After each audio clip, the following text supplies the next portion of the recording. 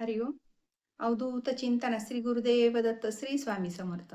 या वर्षातील शेवटची दर्श अमावस्या यंदा 18 मार्च 2026 ला आली आहे. आजच्या व्हिडिओमध्ये वर्षातील शेवटच्या अमावस्येला काय उपाय करायचे, कुठली सेवा करायची ते आज आपण जाणून घेणार आहोत. तर चला व्हिडिओला सुरुवात करूया. सर्वप्रथम 18 मार्च 2026 सकाळी 8:26 अमावस्या सुरू होणार आहे आणि दुसऱ्या दिवशी म्हणजेच 19 मार्च 2000 या दिवशी 6:54 अमावस्या आहे. म्हणून या वेळेला आपण 18 तारखेचा संपूर्ण दिवस अमावस्या पाळायची आहे. 19 तारखेला गुढीपाडवा आहे. मराठी नवीन वर्ष सुरू होते. गुढीपाडवा आणि चैत्र महिना चालू होतो. ज्यांना काही काम म्हणजे करणं शक्य नाही, त्यांनी यंदा म्हणजेच 18 तारखेला ही गोष्ट आपल्या घरात आवर्जून करायची आहे.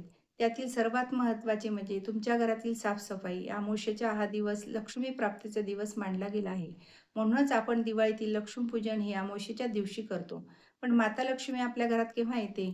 आपल्या घरातील स्वच्छता, जाळे जळमट काढून टाकावे आणि घर नीटनेटके ठेवावे. मुख्य दरवाजा स्वच्छ ठेवावा आणि उंबरा पण स्वच्छ करायचा आहे. अमावस्येच्या दिवशी उंबऱ्याला हळदीचे लेपन प्रामुख्याने करायचे असते. आता नंतर घरातील नको असलेल्या वस्तू, आडगळीचे सामान, जुने कपडे, तुटलेल्या वस्तू, तुटलेला आरसा अशा वस्तू घरात नकारात्मक ऊर्जा तयार करतात. म्हणून त्या तुम्ही बाहेर टाकून द्याव्यात. व अमावस्येच्या दिवशी स्वच्छताबरोबरच आपल्या घरातील टॉयलेट, बाथरूम तेही आवर्जून स्वच्छता करावी. असे म्हणतात की राहू खूप खराब असतो. जेव्हा राहू खराब होतो तेव्हा खूप अडचणी निर्माण होतात.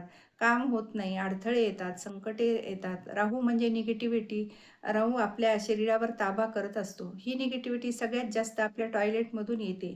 म्हणून आवर्जून अमावस्येच्या दिवशी ही स्वच्छता करा आणि त्याचबरोबर काचेच्या वाटीत मीठ घालून ती वाटी टॉयलेटमध्ये ठेवा. म्हणजेच वाईट निगेटिव्हिटी शोषली जाईल. आणि त्याचबरोबर अमावस्येच्या लक्ष्मी प्राप्ती सेवा उपाय आपण काय करत असतो? ज्या पद्धतीने दिवाळीच्या अमावस्येला झाडूची पूजा करतो, तशीच ह्या अमावस्येला करू शकता. आणि गुढीपाडव्याच्या आधीच देवघर स्वच्छ करून ठेवा आणि इतर देवाचे साहित्य पण स्वच्छ करून ठेवावे. आणि आपण आपले घर स्वच्छ करतो आणि फरशी पुसतो. त्याच फरशीच्या पाण्यामध्ये खडे मीठ टाकून, गोमित्र टाकून ती फरशी पुसावी. म्हणजेच आपल्या घरात वाईट हेतूचे कुणी आले असेल तर ती धूळ, कण हे सगळं निघून जातं. बरेच जण घरावरून नारळाचा उतार करतात. तर तसंच तुम्ही तुमच्या गाडीवरून पण करू शकता, तुमची इच्छा असेल तर. या दिवशी कापूर होम पण सेवा केली जाते. कापूर होम कसा करावा? एक नारळ घ्यावे. त्या शेंड्या काढायची गरज नाही. त्यावर कापूर वडी ठेवावी आणि श्री स्वामी समर्थ, श्री स्वामी समर्थ असा जप करावा 11 वेळा आणि तो कापूर पेटून द्यावा. मी घरातील नकारात्मक ऊर्जा बाहेर जाते. त्यासाठी ही खूप प्रभावी सेवा आहे. ही दर महिन्याला तुम्ही करू शकता. तर ती कुठली सेवा आहे ते पण बघू आपण. दुसरी सेवा म्हणजे पिवळी मोहरी हातात घेऊन त्यावर थोडा अंगारा टाकायचा आहे आणि श्री स्वामी समर्थ, श्री स्वामी समर्थ असा जप करायचा आहे. आणि ती मोहरी थोडी घराच्या बाजूला टाकायची आहे, थोडी दाराजवळ टाकायची आहे. घरावरील वाईट दृष्टी निघून जाईल. तर बघा या छोटे-छोटे उपाय करून बघायचे आहेत. नक्की तुम्हाला चांगलेच वाटेल आणि व्हिडिओ इथेच थांबवते. माझा व्हिडिओ जर तुम्हाला आवडल्यास लाईक, शेअर आणि सबस्क्राईब करायला विसरू नका. श्री स्वामी समर्थ, श्री स्वामी समर्थ.